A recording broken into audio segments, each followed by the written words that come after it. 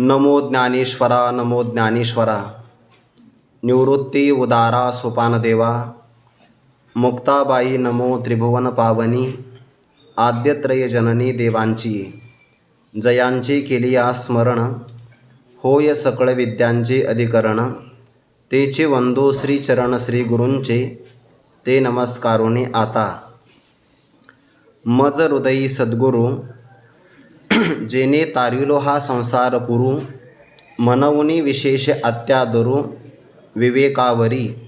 किंवा दुसरा पाठ आहे, मनवनी विशेष मनी आदरू विवेकावरी.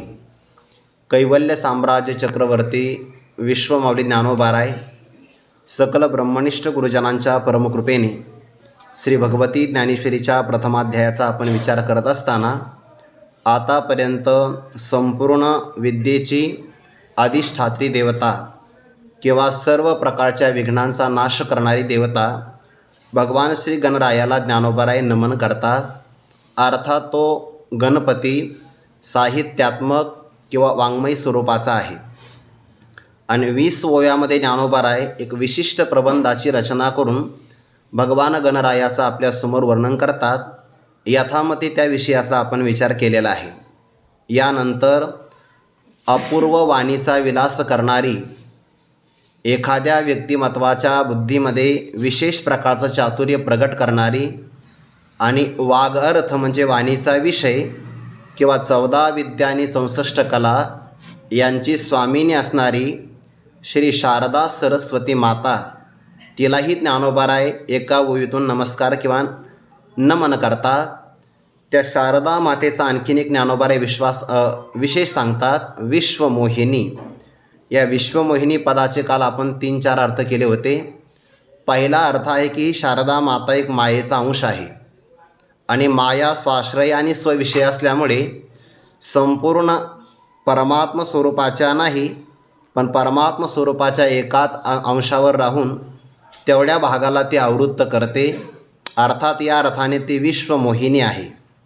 दुसरा अर्थ केला होता, जगामध्ये जे जे काही ग्रंथ निर्माण होतात ते सगळे ग्रंथ साधकाला आपल्या जीवनातला कालक्षेप कसा करावा याकरता उपयोगी ठरतात.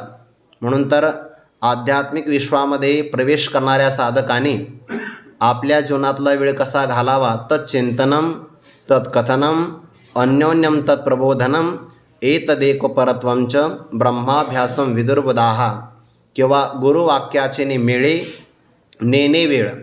त्याने ग्रंथाध्ययन करावं, कुठपर्यंत करावं, मरेपर्यंत करावं.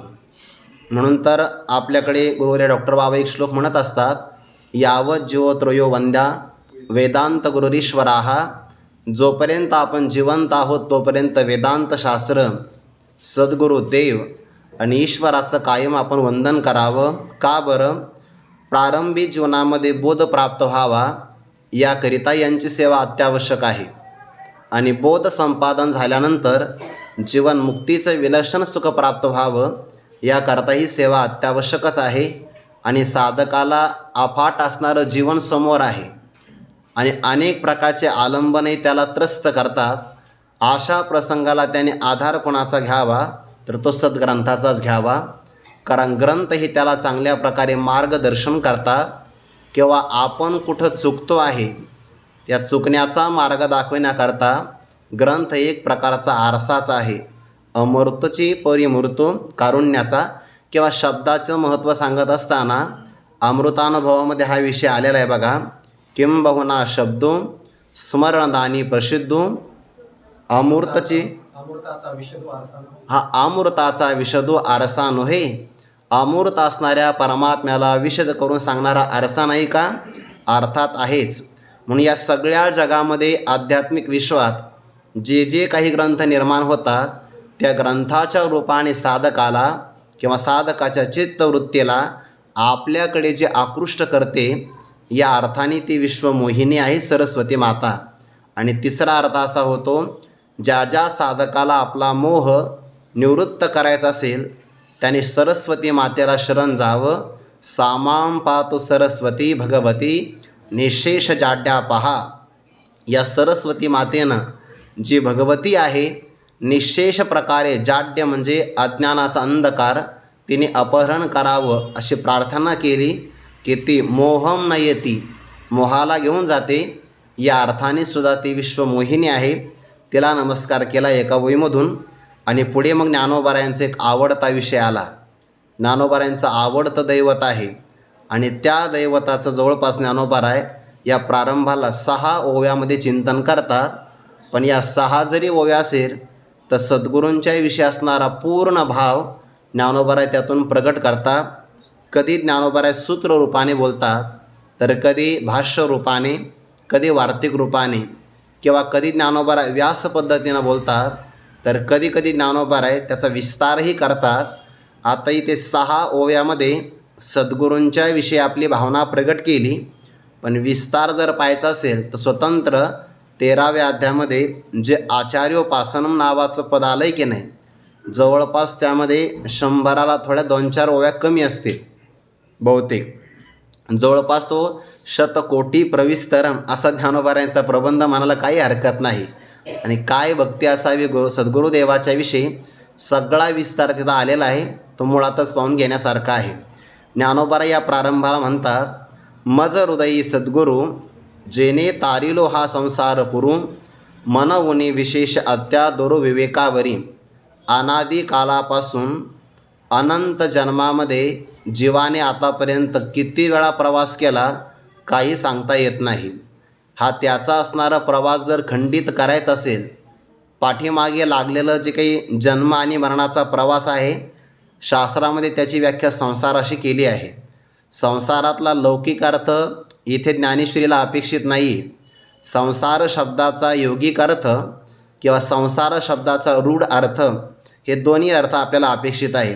सम्यक सरती इति संसार, जो प्रत्येक क्षणाला संपत जातो ना, क्षणाक्षणाला संपतो त्याला संसार असं म्हणतात.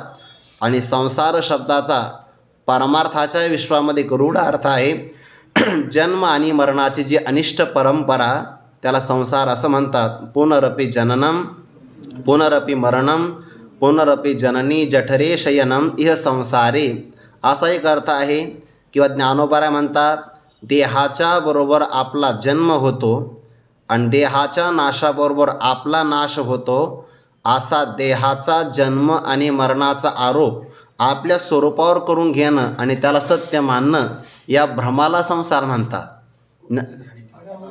आगा उपजने आणि निमने हे साचची जे का मानने, तो जीव लोकुमी म्हणे संसारुहन. इतर असणाऱ्या शास्त्रकारांची व्याख्या संसाराची वेगळी आहे. ज्ञानोबारायांची व्याख्या सुधारित आवृत्ती आहे. त्यामध्ये परिष्करण आहे ज्ञानोबारायांचं. पुन्हा पुन्हा जन्माला यायचं, पुन्हा पुन्हा मरायचं, हा संसार तोही आहे संसार, अडचण त्याची नाही आहे. पण देहाच्या बरोबर आपला जन्म, देहाच्या नाशाबरोबर आपला नाश, म्हणजे होतो आहे देहाचा आणि मानायचा आहे आपला, हा भ्रमच आहे की नाही. या भ्रमालाच ज्ञानोबाराय संसार असं म्हणतात. आणि हा संसार एक प्रकारचा भोवरा आहे किंवा एक प्रकारच्या नदीला आलेला हा पूर आहे आणि जीव यातून तरुण जाण्याचा प्रयत्न करतो.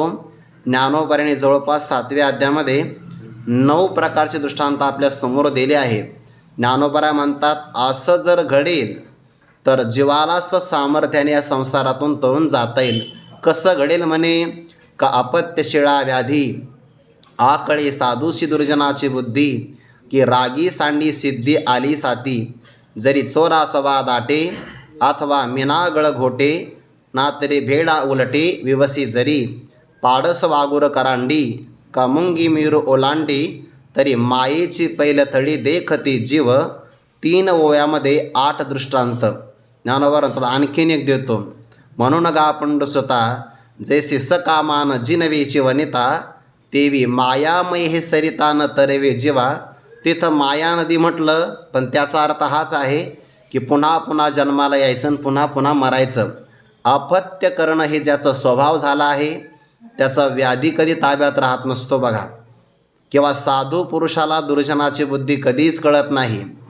आसक्त पुरुषाला सिद्धी प्राप्त झाली तर तो कधी सोडतच नाही. सभेमध्ये चोर गेला आणि सभा चोराला घाबरली असं कधी होत नाही. एखादा भित्रा व्यक्ती आहे आणि विवसी हडळ त्याच्या पाठीमागं लागली आणि भेडा जर तो विवशीच्या पाठीमागे लागला तर मग जीवमायेच्या त्या बंधनातून स्वतःची सुटका करू शकतो, पण हे घडणं शक्य नाही. मेना गळ गोटे ज्ञानोबा म्हणतात, एखाद्या माशाने गळालाच गिळून टाकलं असंही घडणं शक्य नाही. किंवा पाडस आहे, कोवळे दात आहे त्याचे, आणि त्याने जाळं तोडून टाकलं, घडणं शक्य नाही. मुंगीने मेरू पर्वताचं उल्लंघन केलं, म्हणजे बाकीचे लोक गिर्यारोहक म्हणून प्रसिद्ध आहे, आज मलाही पुन्हा एव्हरेस्ट शिखर चढ करायचं आहे, शक्य आहे का मुंगीला? किंवा सकाम पुरुषाला ज्याप्रमाणे त्याची स्त्री जिंकता येत नाही, तेवे मायामय हे सरिता न तरेवे जीवा. जीवाला स्वसामर्थ्याने माया नदीतून तरून जाता येत नाही, मग जीव हतबल होऊन जातो. स्वसामर्थ्याने तर माया तरून जाता येत नाही. मग अशा जीवाने करावं काय? अशा जीवाने सत्कर्म करीत राहावं. बघा, जर त्याच्या पुण्यकर्माचा उदय झाला तर पंचदशिकार असं म्हणतात, सत्कर्म परिपाकाते करुणानिधिनोद्धृताः प्राप्य तीरतरुच्छायाम विश्राम्यंती यथा सुखम. सत्कर्म कधी वाया जात नाही. त्या सत्कर्माचा योग्य परिपाक झाला, ऐसी कर्मे साम्य दशा होय तेथ विरेशा, मग श्री गुरु आपैसा भेटेची गा. संसार सागरातून काढणारे फक्त दोघेच आहे, जया सद्गुरु तारू पुढे किंवा मामे वय प्रपद्यंते माया मेताम तरंती ते. भगवंताचं म्हणणंही चकाराने फक्त मला शरण या. ज्ञानोबा म्हणतात नाही नाही, जसं तुम्हाला शरण या तसं गुरुदेवांना शरण गेलं तरी सुद्धा तरुण जाऊ शकतो की नाही. येत एकच लीला तरले, जे सर्व भावे मज भजले, तया ऐलीच थडी सरले माया जळ. आणि ज्ञानोबा त्यात आणखीन पर्याय सांगतात, जया सद्गुरु तारू पुढे, जे अनुभवाचे काशी गाढे, जया आत्मनिवेदन तरांडे आकळले. म्हणजे संसार सागरातून तरून जायचं असेल तर स्वसामर्थ्याने जीव तरून जाऊ शकत नाही. अशा जीवाने सत्कर्म जर केलं आणि सत्कर्माचा परिपाक त्याच्या पाठीमागे उभा राहिला तर त्याला स्वतः त्याची योग्यता असल्यामुळे सद्गुरुदेव त्याला भेटण्यासाठी येतात. मग श्री गुरु आपैसा भेटेची गा. आणि हे श्री गुरु त्याच्या पाठीमागे लागलेला हा जो जन्म आणि मरणाचा भ्रमात्मक संसार आहे त्याला निवृत्त करतात. नियम असा आहे, आणि संसारायसा दारुण वा, जो भेटलाची हरिशीन तो ज्ञानदानी स करून भजिजे गुरु. अशीच ओवी येणार आहे बघा, म्हणून जाणतेने गुरु भजिजे. आणि तिथं पण शब्द तोच आला आहे, जे भेटल्याबरोबर. आणि संसारायसा दारुण किती भयंकर आहे, ब्रह्मादिका पार नुलंगवे सामर्थ्ये. ब्रह्मदेव जरी मोठा झाला तरी पण पुनरावृत्तीच्या मापा शिक झाला. ब्रह्मदेवाला सुद्धा या संसार सागरातून तरून जाता येत नाही, इतका भयंकर आहे. त्या माया नदीचं रूपक वाचलं की मग कळतं किती भयंकर आहे. येथ एक नव लावो, जो जो की जे तरुण पावो, तो तो अपावो होय ते ऐक. काही जणांनी स्वयंबुद्धीवर भरोसा ठेवला, म्हणे आम्ही बुद्धी प्रामाण्यवादी आहे, आमची बुद्धी फार चतुर आहे, आम्ही स्वतःच्या बुद्धीने तरून जाईल. ज्ञानोबा म्हणतात, ते उड्या मारताना दिसले परत वर नाही आले. एक स्वयंबुद्धीच्या बाही रेगाले, पण पुढे तयांची शुद्धीची नाही. एक जाणीवेच्या डोई गर्वेची गिळले, परमार्थामध्ये मनुष्याना निगर्वी असावा. बघा त्याने. आणि हे निगर्वीपणा कधी येतो, जर त्याच्या जीवनामध्ये त्याने कोणाचा आश्रय घेतला तर. जो व्यक्ती म्हणतो ना, माझी फार बुद्धी चातुर्य आहे, मला कोणाची अपेक्षा नाही, मला काय गरज आहे कोणाकडून शिकायची, त्याचा कधीही संसार सागरातून तरून जाण्याचा पर्याय उपलब्ध होणार नाही. मनुष्याने आश्रय करावा हरिपद प्राप्ती, भोळ्या भाविकांशी अभिमानियांशी गर्भवास. आणि भगवान म्हणतात, माझी जवळीकता जर मिळवायची असेल तर 3 पर्याय आहे. म्हणून थोरपण परा सांडीजे, व्युत्पत्ती आघवी विसरीजे, जे जगा धाकुटे होईजे तै जवळीक माझी. माझी जवळीक तेव्हाच होईल जर अगोदरचे हे पर्याय केले तर. थोरपणा पलीकडे सोडून द्या, व्युत्पत्ती ज्ञानाचा अभिमान बाजूला टाकून द्या, आणि सगळ्या जगाच्या समोर नम्र व्हा, तेव्हा माझी जवळीकता प्राप्त होते. भाव असा, स्वयंबुद्धीच्या बाहुबळावर तरून जाण्याचा कोणी प्रयत्न करेल तर तो फक्त उडी टाकताना दिसेल, परत मात्र कुठं गेला शुद्धीचे नाही. ज्ञानोबाराचा शब्द आहे बरं, हा माझा शब्द नाही. ज्ञानोबारा म्हणतात त्यांचा पत्ता लागला नाही. जर आता ज्ञानोबारांना त्यांचा पत्ता लागला नाही तर आपण कसा शोध घेणार? रिगाले तयांची शुद्धीचे नाही. म्हणून पर्याय आहे देवाला शरण जावं किंवा सद्गुरुदेवाला शरण जावं. मग सद्गुरुदेव त्याला ज्ञान देतात आणि ज्ञानाच्या द्वारे भ्रमाची निवृत्ती करतात. मुळामध्ये जन्म आणि मरणाचा स्वतःवर आरोप करणं म्हणजे संसार स्वतः स्वीकारणं आहे. आणि हा भ्रम निवृत्त करायचा असेल तर ज्ञानाशिवाय, अध्यात्म ज्ञानाशिवाय पर्याय नाही. कारण सत्य पदार्थाची निवृत्ती क्रियेने होत असते आणि भ्रमाची निवृत्ती ही ज्ञानाने होत असते. जे जे ज्ञान निवर्त्यत्वम असतं तो सगळा भ्रम असतो बघा, तिथे मिथ्या असतं. ज्ञान निवर्त्यत्वम मिथ्यात्वस्य लक्षणम. जे जे भ्रमात्मक असतं ते ज्ञानाने निवृत्त होतं. सत्य पदार्थ व्यवहारातला असेल तर तो क्रियेने निवृत्त होत असतो. गुरुवर्य श्री मारुती बाबा एक उदाहरण सांगत असतात. विचारसागराचा पाठ सुटला आणि मग एक विद्यार्थी असा प्रवासाला निघाला, म्हणजे चालला रस्त्याने. मग त्याने ऐकलं होतं रज्जू ज्ञानाने सर्पाची निवृत्ती होते. आता तिथं रज्जू ज्ञानाने म्हणत असताना अधिष्ठान ज्ञानाने अध्यस्थ पदार्थाची निवृत्ती अधिष्ठान रूप होत असते, हा सिद्धांत मान्य आहे. पण मग व्यवहारामध्ये कळावं म्हणून रज्जूच्या ज्ञानाने रज्जूवर बसलेला सर्प निवृत्त होतो असं म्हणावं लागतं. प्रक्रिया अशी सांगतात. आणि मग ते सगळ्या लोकांची त्याने गर्दी पाहिली. विचारलं म्हणे काय अहो, या घरामध्ये फार मोठा भुजंग सर्प निघाला, असं का? मग लोकाला सांगितलं रज्जू घेऊन या, दोरी घेऊन या. बाकीच्या लोकाला असं वाटलं याला मंत्रतंत्र काहीतरी येत असेल आणि बहुतेक हा दोरीच्या माध्यमातून सर्पाला बांधून घेऊन जाईल असं काहीतरी वाटलं. लोकांनी दोरी आणली आणि मग त्याने लोकांना असं खाली बसवलं. तो स्वतः व्यासपीठावर बसला, तिथलं सांगतोय मी. आणि त्याने सांगितलं बघा याला रज्जू असं म्हणतात बरं. रज्जूचं जर तुम्हाला सामान्य ज्ञान, विशेष स्वरूपाचं अज्ञान असेल तर त्यावर सर्प निर्माण होतो आणि कंदिलाच्या माध्यमातून प्रकाशाने जर रज्जू रूपाने कळाली तर सर्प निवृत्त होतो. बरोबर आहे का? अरे होतो हे खरं आहे, पण जर तो भ्रमातला असला तर निवृत्त होतो ना. जो व्यावहारिक सत्यातला बिळात गेला आहे तो रज्जू ज्ञानाने निवृत्त होत नाही, तो क्रियेने निवृत्त होत असतो.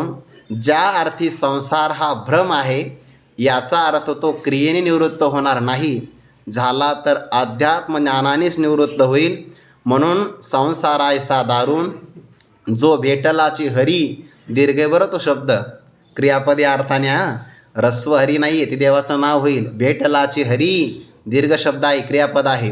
भेटलाची हरी शीन तो ज्ञानदानी. देतात काय ते? ज्ञानदान. कैवल्य कनकाची आदाना जो न कळसी थोरासाना, द्रष्ट्याची दर्शना पाडा उजो.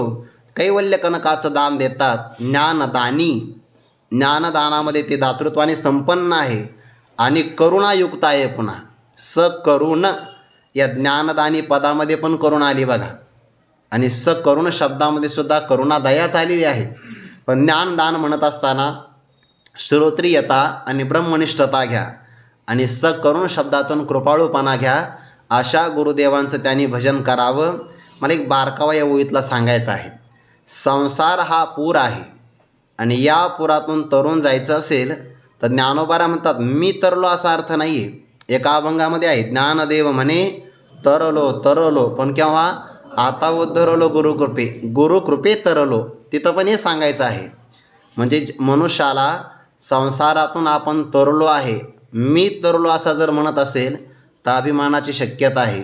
पण मला कुणीतरी तारलं असं म्हटलं की मग अभिमानाची शक्यता येत नाही. म्हणून जेने तारिलो, ज्या सद्गुरू देवाने मला तारला आहे. कशाला तारला आहे? हा संसार पुरू, हा सर्वनाम आहे ना, हा या सर्वनामामध्ये इदम पदाचा समावेश होतो. नेत्राला दिसणारा किंवा पंच ज्ञानेंद्रिय, पंच कर्मेंद्रिय, 11 मन, शास्त्र आणि युक्तीने आपल्याला जे जे कळतं त्याला इदम शब्दोदितम जगत असं म्हणतात पंचदशीकार. एकादशेंद्रिय युक्त्या शास्त्रेणाप्यावगम्यते यावत किंचित भवेत एतत् इदम शब्दोदितम जगत. इदम पदाला जे जे विषय होतं समोर दिसतं की नाही, म्हणून इदम पदामध्ये हा शब्द आलाय बघा, सर्वनाम आहे. हा संसार पुरू म्हणजे समोर इदम पदाचा विषय होणारा सगळा संसार एक प्रकारचा पूर आहे, बहुत वहाविले दूर, न लगेची तीर पैल थडी, असा हा संसार आहे. आणि यातून सद्गुरुदेवाने मला तारिलो. मग त्या सद्गुरुदेवांच्या विषयी आपली काय भूमिका आहे? ज्ञानोबा म्हणतात, माझी भूमिका सांगू का? ते माझ्या हृदयात आहे. मज हृदयी सद्गुरू. एक थोडासा विस्तार करता येईल. ज्ञानोबराय सद्गुरुदेवांना आपल्या हृदयामध्ये ठेवतात. ज्या पदार्थाला ठेवायचं असेल ना, म्हणजे एखादा पदार्थ ठेवलं जातं त्याला अधिकरण म्हणतात. तर अधिकरण हे मोठं असावं लागतं. नियमच असा आहे. समजा ज्या स्थानामध्ये आपण बसतो ते ठिकाण आपल्यापेक्षा मोठं असावं लागतं. आता ज्ञानोबाऱ्यांचं हृदय पहिल्यांदा पाहावं लागेल. मज हृदयी, ज्ञानोबाऱ्यांचं हृदय किती विशाल आहे ते पहिल्यांदा पहा. आणि त्या हृदयामध्ये ज्या सद्गुरुदेवांना ते ठेवतात, अगोदर ते सद्गुरुदेव पहा. म्हणजे सद्गुरुदेव जेवढे व्यापक आहे, तर व्यापक सद्गुरुदेवाला आपल्या हृदयात ठेवणारे ज्ञानोबारे किती मोठे असतील. आता हृदय पाहावं लागेल. ज्या आपल्या हृदयात काय आहे याच्यावरून आपली योग्यता कळत असते. 2-3 प्रमाण सांगून जातो ज्ञानेश्वरीतले. ज्ञानोबारे दुसऱ्या अध्यायामध्ये असं म्हणतात की काही पुरुषांच्या हृदयामध्ये विषय असतो. ध्यायतो विषयान पुंसा संगस्तेषु पजायते. या श्लोकावर जेव्हा ज्ञानोबारे स्पष्टीकरण करतात, जरी हृदयी विषय स्मृती, किंवा काही पाठ आहे, जरी हृदयी विषय स्मरती तर निसंगाही आपजे संगती, संगे प्रगटी मूर्ती अभिलाषाची. पुढचा विस्तार मला करायचा नाही, पण हृदयामध्ये जर विषय असेल तर त्याचं पतन ठरलेलं आहे बघा. बुद्धिनाशात प्रणश्यती. हृदयी विषय स्मृती असेल तैसे विषयांचे ध्यान विपाये वाहे मन, तरी एसने हे पतन व्यवसित पावे. काहींच्या सामान्य पुरुषांच्या हृदयामध्ये विषय असतात. सामान्य पुरुषाचा आपल्याला विचार इथं करायचा नाही. वाया वाढविता वाणी शिनेल हन, त्यामुळे विस्तार त्यांचा करायचा नाही. परमार्थामध्ये 2 उत्तम साधक आहे. एकाच्या हृदयामध्ये परमात्मा आहे आणि एकाच्या हृदयामध्ये सद्गुरू आहे. भगवान असं म्हणतात, ते आता मला सगळी जर ओवी नाही आठवली तर सांगण्याचा प्रयत्न करा. भोगी तया नारानुका, भेटणे नाही आरानुका, ते तचक्षुरादी रंका कवन पाड. जे विषयांशी तिळांजुळी देऊनी, प्रवृत्तीवरी निगड वावुनी, माते हृदय सुनी भोगिताती. आणि मग पुढं ओवी आली, परिभोगी तया नारानुका, भेटणे नाही क्षुदाधिका, ते तचक्षुरादी रंका कवन पाड. 8व्या अध्यायामध्ये ओवी आहे, मनोहृदी असा शब्द, सर्वद्वारा आणि संयम्य मनोहृदी निरुद्धच असा शब्द आला बघा तिथं. तर ते महापुरुष काय करतात, विषयांशी तिळांजुळी देऊनी, सगळ्या विषयावर तिळांजुळी देतात, प्रवृत्तीला बंधन घालतात आणि माते हृदय सुनी, परमात्मा म्हणतात की ते त्यांच्या हृदयामध्ये मला घालतात. बघा बरं, ठेवायचं कोणाला आहे? परमात्म्याला. परमात्म्याला ठेवून मग हृदयातल्या हृदयात परमात्म्याचा उपभोग घेतात. आणि नेमकं नियम असा आहे, परमात्म्याचा भोग घ्यायचा असेल तर तो बाहेर घेताच येत नाही, तो आतच घ्यावा लागतो. भगवान ज्ञानोबा असं म्हणतात की अर्जुना, आम्ही तुला सर्वस्व सांगितलं, सर्वस्व प्रतिपादन केलं आहे, पण याचा जर आनंद घ्यायचा असेल ना तर इंद्रियांचे दरवाजे बंद कर आणि हृदयात याचा भोग घे. हे सर्वस्व आमुचे गुड, परी दाविले तुझं उघड, आता इंद्रिया देऊनी कवाड, हृदयी भोगी, माते हृदय सुनी भोगी ताती. परमात्म्याला साठवायचं असेल तर हेच प्रमाण आहे. जयाचे चोखटे मानसी, मी होऊन असे क्षेत्र संन्यासी, जया निजेल्या ते उपासी वैराग्य गा, केव्हा आघवाची करणी, जे लेले शांतीची लेणी, जयाचे चित्त गवसनी व्यापका मज. किंवा आणखीन एक ओवी 9व्या अध्यायामध्ये, ते वर्तत दिसती देही, परी ते देह ना माझ्या ठाई, आणि मी तयांच्या हृदयी समग्र असे. हे सगळे हृदयाचे शब्द आले बघा. म्हणजे भक्ताच्या हृदयामध्ये परमात्म्याला जागा आहे. परमात्म्याच्या हृदयामध्ये अनंत ब्रह्मांड आहेत आणि अनंत ब्रह्मांडासहित असणारा परमात्मा भक्ताच्या हृदयात राहत आहे. त्यामुळे भक्त सर्वात मोठा आहे. हरिभक्त थोर भूमंडळी, या अर्थाने भक्त सगळ्यात मोठा आहे बघा. आणि जसा भक्त मोठा आहे तसा सद्गुरूंचा भक्तसुद्धा तेवढाच मोठा आहे. पण का बरं? कारण सद्गुरूचं व्यापक स्वरूप जर आपण पाहिलं तर ते सुद्धा परब्रह्मापेक्षा कमी नाही, किंबहुना ते परब्रह्मच आहे. गुरु साक्षात परब्रह्म तस्मै श्री गुरवे नमः. आणि याचा विचार जेव्हा ज्ञानोबाराय सद्गुरू देवांना आपल्या हृदयामध्ये ठेवतात ना, आता हृदय हे आपुले चौफाळून या भले वरी बैसवो पाऊले श्री गुरूंची. हा जो 15व्या अध्यायामध्ये विषय आला की नाही, हा ध्यानाच्या अंगाने आलेला आहे. आणि आता ज्ञानोबा एक 18व्या अध्यायामध्ये विषय सांगतात किंवा 13व्या अध्यायामध्ये पण आहे. हृदय शुद्धीच्या आवारी आराध्य तो निश्चळ दूर करी मग सर्व भावेसी परिवारी आपण होय. किंवा सद्गुरुदेव किती मोठे आहे हे सांगत असताना 18व्या अध्यायामध्ये ओव्या आल्या. अगोदर आपण असा विचार करतो एका ईश्वर किंवा परब्रह्म तत्वापासून या सगळ्या पंचमहाभूतांना सामर्थ्य प्राप्त झालं, सगळ्या पंचमहाभूतांना. पण ज्ञानोबा म्हणतात तसं नाही आहे.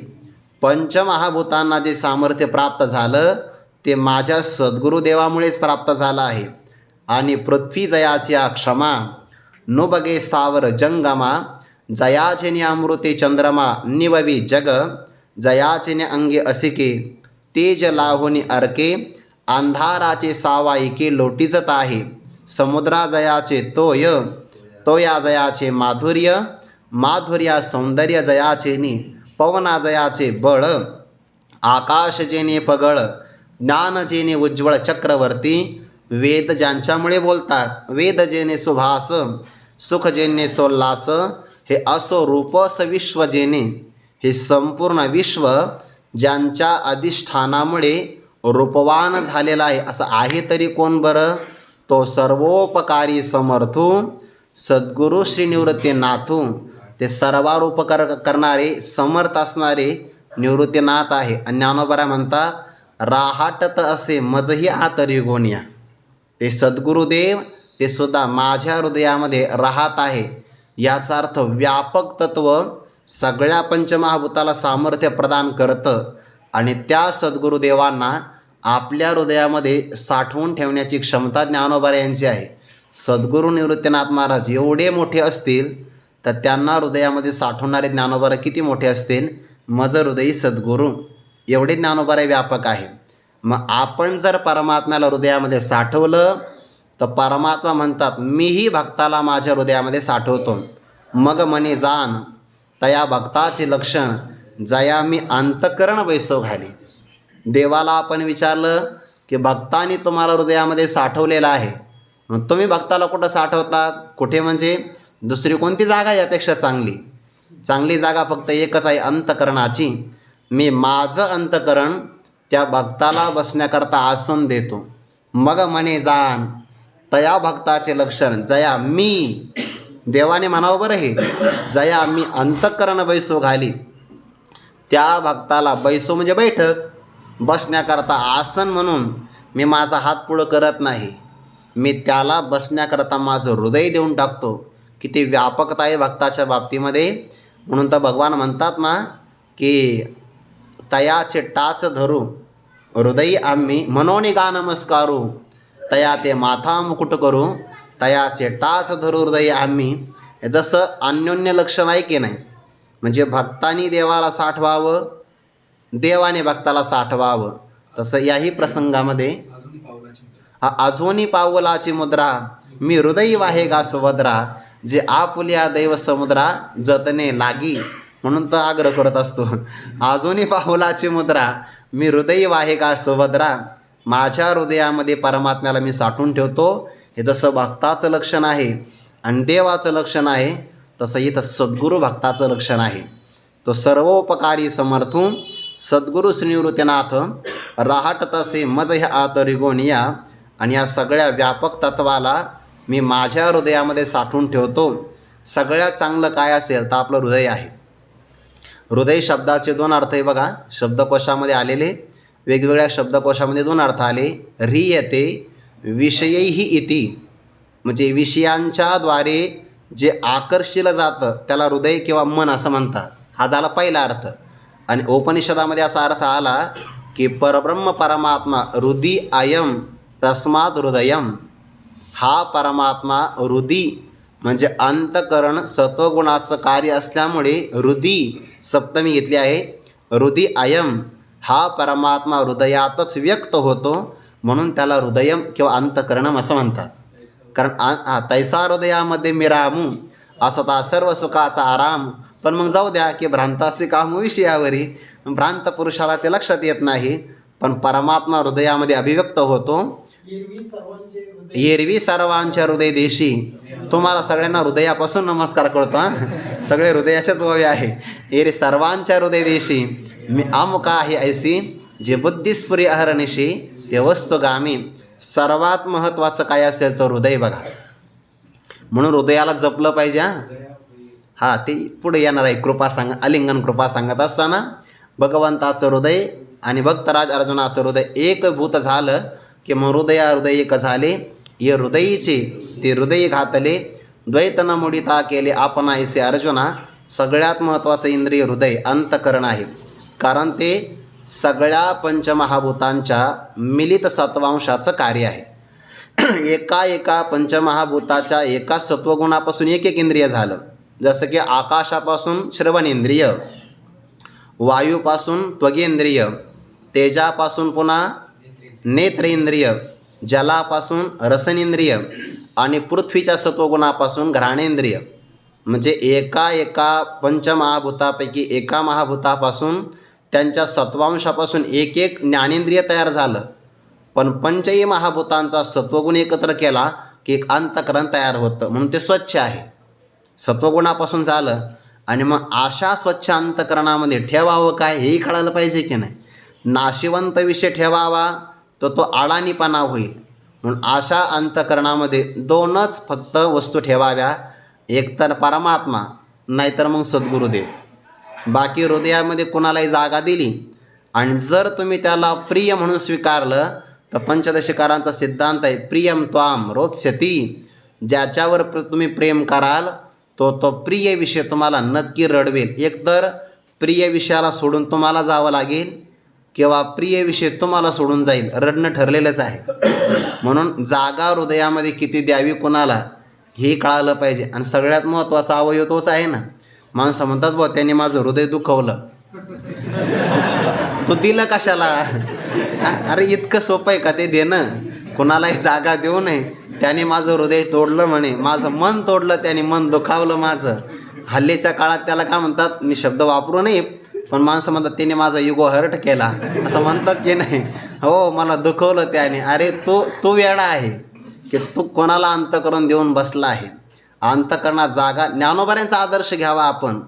मज हृदयी सद्गुरू. ज्ञानोबारे आपले आदर्श आहे की नाही. मग जर ज्ञानोबाराय त्यांच्या सद्गुरुदेवांना आपल्या हृदयात जागा देत असतील तर आपण सुद्धा आपल्या सद्गुरुदेवाला जागा दिली पाहिजे. इतकं विशाल हृदय आहे ज्ञानोबारायांचं. मज हृदयी सद्गुरू. ज्यांचं हृदय पाहिलं तर जे खळांची व्यंकटी सांडो हे ज्ञानोबारायांचं हृदय आहे. हे विश्वची माझे घर ऐसी मती जयाची स्थिर किंबहुना चराचर आपण झाला हे ज्ञानोबारायांचं हृदय आहे. कैवल्याचा अधिकारी मोक्षाची सोडी बांधी करी की जळाची परी तळवट घे हे ज्ञानोबारायांचं हृदयच आहे. आणि ग्रंथोपजीवीये विशेष लोक ये दृष्टादृष्ट विजय व्हावेचे ही मागणी करणारं जे ग्रंथावरच जगतात. जसं काही माणसं जलावर अन्नावर श्वासावर जगतात तसे या लोकांमध्ये काही विशेष व्यक्तिमत्व आहे जे ग्रंथ वाचल्याशिवाय जगावंसं ज्यांना वाटत नाही ते ग्रंथोपजीवी. आणि त्यांच्याकरता ज्ञानोबाराय विशेष मागणी मागतात. हे ज्ञानोबारांचं हृदयच आहे. किंबहुना सगळ्या प्राणीमात्रांचा उद्धार व्हावा फिटो विवेकाची वाणी हो काना मना जिनी देखो आवड येतो खाणी ब्रह्मविद्येची. इतकं विशाल हृदय आहे ज्ञानोबारायांचं. अयम निजहा परोवेती गणना लघुचेतसाम उदार चरितानाम तू वसुधैव कुटुंबकम. हा माझा आणि हा परका सामान्य हृदयाचं काम आहे आणि संपूर्ण विश्व हे आपलं घरच आहे असं उत्कृष्ट चरित्र असणाऱ्या महापुरुषांचं लक्षण आहे. पण त्या विशाल अंतकरणाच्या ज्ञानोबारायांचा भाव असा आहे की मज हृदयी सद्गुरू. एकतर माझं हृदय स्वच्छ आहे. ज्या ज्ञानोबारायांच्या हृदयामध्ये कोणत्याही प्रकारचं कलंक नाही. नाथ महाराजांनी त्यांचं वर्णन करावं. नमो ज्ञानेश्वरा निष्कलंका. शरीरामध्ये कलंक नाही, वाणीतही कोणता कलंक नाही आणि मनातही कोणता नाही. अशा स्वच्छ असणाऱ्या ज्ञानोबरायांनी सद्गुरू हे तत्व आहे बघा. माझ्या हृदयामध्ये ते सद्गुरू तत्व आहे असं म्हणतात की नाही. मग आता सद्गुरूंचं पण लक्षण केलं आहे शास्त्रामध्ये. गो शब्दस्त्वंधकारस्यात् ऋ शब्दस्तनिरोधकः अंधकार निरोधित्वात् गुरुरित्यभिधीयते. गो हा शब्द अंधकाराचा प्रतीक आहे. ऋ शब्द त्याचा नाश करणारा आहे आणि अज्ञान अंधकाराचा नाश करत असल्यामुळे त्यांना गुरु असं म्हणतात. नाथ महाराजांनी भागवतामध्ये असं म्हटलं आहे की गुरु तर भरपूर आहेत. मंत्रतंत्राचा उपदेश करणारे गुरु प्रत्येक घराघरामध्ये आहे. पण सद्गुरू कशाला म्हणतात? मंत्रतंत्र उपदेशिते घरोघरी गुरु आहेत आईते परिशिष्या ते मिळवी सद्वस्तु ते श्रीकृष्ण त्या ते सद्गुरू मानी. म्हणजे शिष्याला सद्वस्तू शब्दाचा अर्थ होतो परमात्मा. आणि या परमात्मा स्वरूपाची आत्मत्वाने प्राप्ती करून देणारे जीवाचे आणि देवाचे झाले चुकामुक. आणि या दोघाला मेळवी यांची सांगड घालून देणारे सद्गुरुदेव आहेत. अरे तू असा नाही आहे, नासका नाही, तत्वमसी, तू तर परब्रह्मच अंश आहे किंवा परब्रह्म स्वरूप आहे असं सद्गुरू वस्तूला जे मिळवून देतात त्यांना म्हणतात सद्गुरू. आणि मनुष्याने त्यांना शरण जावं म्हणून उपनिषदाचं प्रमाण आहे. तद्विज्ञानार्थम सगुरुमेवाभिगच्छेत समित्पाणिहि श्रोत्रियम ब्रह्मनिष्ठम. शरण त्यांनाच जावं जे श्रोत्रिय आहे, ब्रह्मनिष्ठ आहे. हे झालं उपनिषदाचं प्रमाण.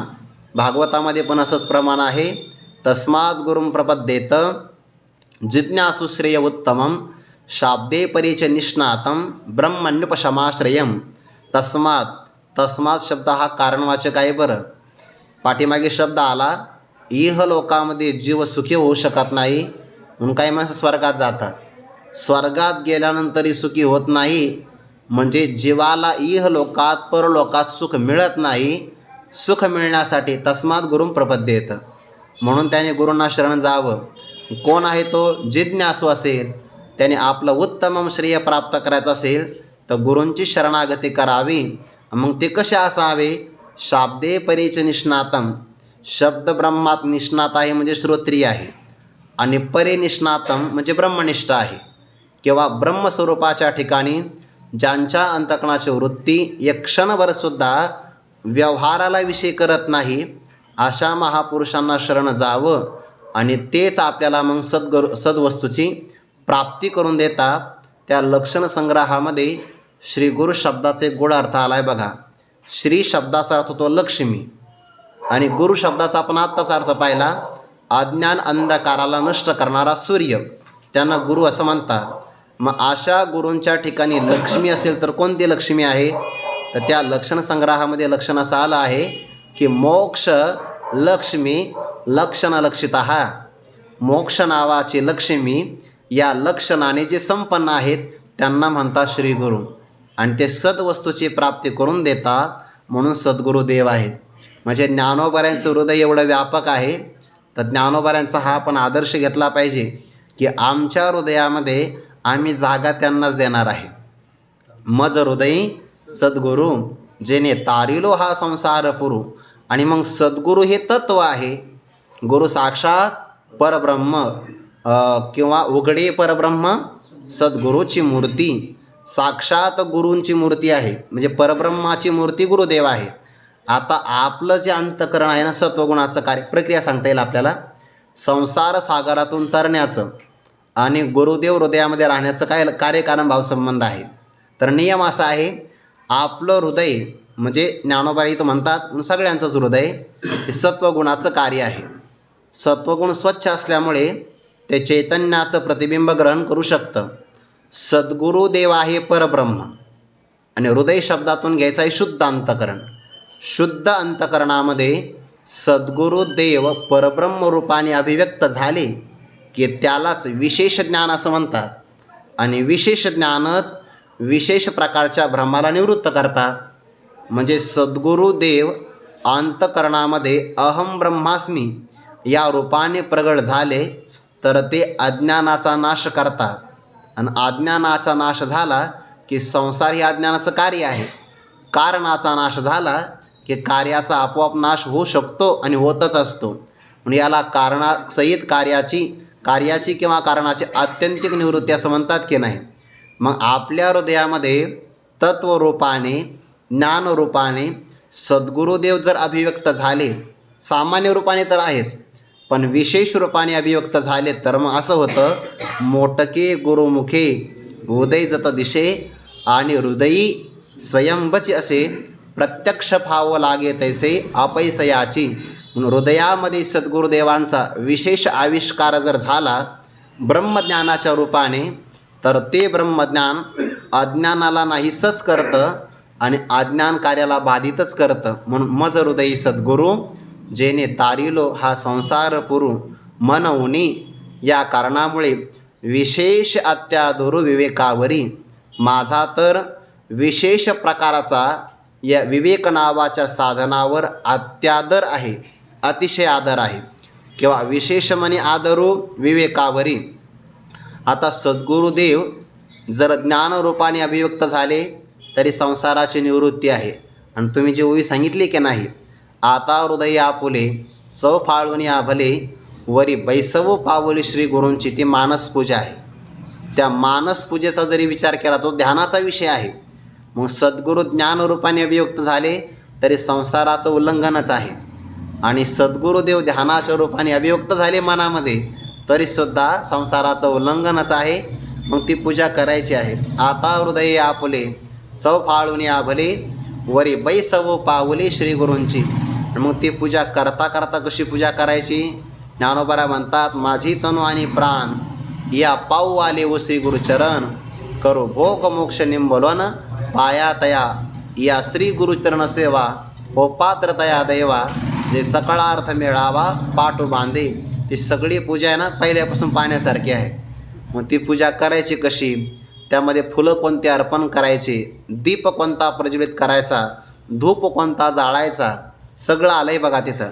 ते अहम हा धूप जाळू नाहम तेजे ओवाळू सामरसे पोटाळू निरंतर. आणि एवढं जर सगळी गुरूंची सेवा पात्र झाली तर तो सकळार्थ मिळावा पाठो बांधे. याही अर्थाने मज हृदय सद्गुरू जेने तारिलो हा संसार पुरू. दोन अंगाने चिंतन करता येईल. ज्ञानाच्या अंगाने सद्गुरू अंतकरणात आले तरी संसाराचं उल्लंघनच आहे, आणि ध्यानाच्या अंगाने सद्गुरुदेव जर आपल्या हृदयात आले तरी संसाराचं उल्लंघन आहे. आणि म्हणून या कारणामुळे ज्ञानोबा म्हणतात, माझा विवेकावर विशेष अत्यादर आहे. आता यातला थोडासा बारकावा लक्षात घ्यावा लागेल. आता श्री गुरुदेव हे हृदयात आहेत. संसार सागरातून ते तरुण आपल्याला नेतात. मग आता विवेकावर जर आदर असेल तर सद्गुरुदेवांच्या विषयी आदर नाही का, असा अर्थ घ्यायचा नाही. कारण दोन अर्थ करता येतील त्याचे. विवेकावर आदर आहे म्हणजे काय? संसार सागरातून तरुण जाण्याकरता साधकाच्या समोर अनेक साधनं उभे राहतात, अनेक साधनं.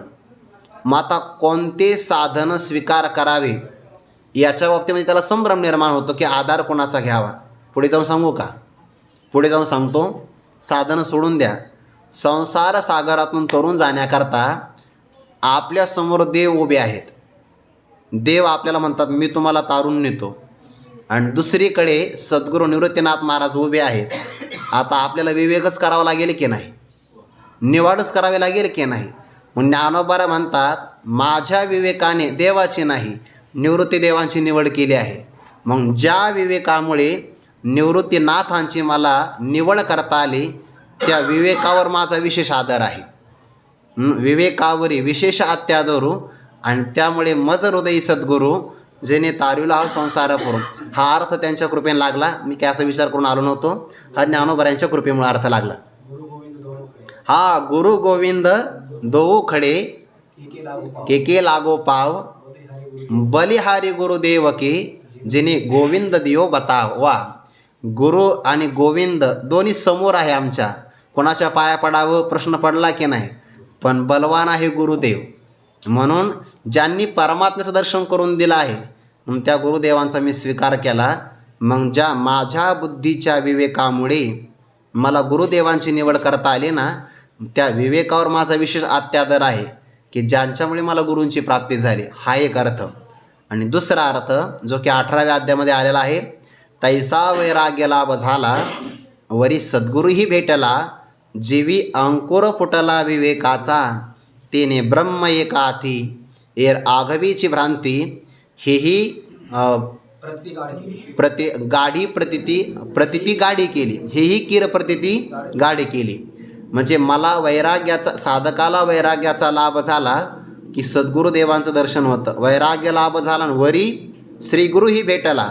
आणि श्रीगुरू भेटल्यानंतर जीवी म्हणजे अंतकरणामध्ये विवेकाचा अंकुर उदयाला येतो. म्हणजे हृदयी सद्गुरू जर असेल तर विवेकाचा अंकुर उदयाला येतो. आणि विवेक उदयाला आला की तो विवेक करतो काय, विचारिता निरसले ते प्रपंच सहजे सांडवले, मग तत्वता तत्व उरले ज्ञानी अंशी. हे जसं घडावं तसं त्या विवेकामुळे ब्रह्म एकाथी, ब्रह्मचे खरं आहे, बाकीची सगळी भ्रांती आहे. म्हणून तो भ्रांतीचा परित्याग करतो. विचारिता निरसले किंवा सारासार विचारिता, भ्रांती ते पाही असारता, सार ते स्वभावता नित्य जाणे. हा विवेक कोणामुळे प्राप्त झाला, श्री गुरुदेवांच्यामुळे. म्हणून त्या विवेकावरही माझा आदर आहे की जो गुरुदेवांच्या मुखातून आला. पहिला अर्थ, गुरुदेवांच्या मुखातून विवेक आला, त्या विवेकामुळे भ्रांतीचा परित्याग झाला, म्हणजे संसाराचं तरण झालं. आता यामध्ये संसार पुरातून मी तरुण गेलो असा अर्थ होतो. गुरुदेवांच्या मुखातून विवेक आला म्हणून आदरच आहे. आणि दुसरा अर्थ आपण पहिला केला होता, पहिला अर्थ असा, ह्या झाला दुसरा अर्थ. पहिला अर्थ काय केला की संसार सागरातून तारण्याकरता दोघेजण सिद्ध झाले आणि त्यापैकी मी निवृत्तीनाथांचा स्वीकार केला, म्हणून त्या विवेकावर माझा विशेष अत्यादर आहे.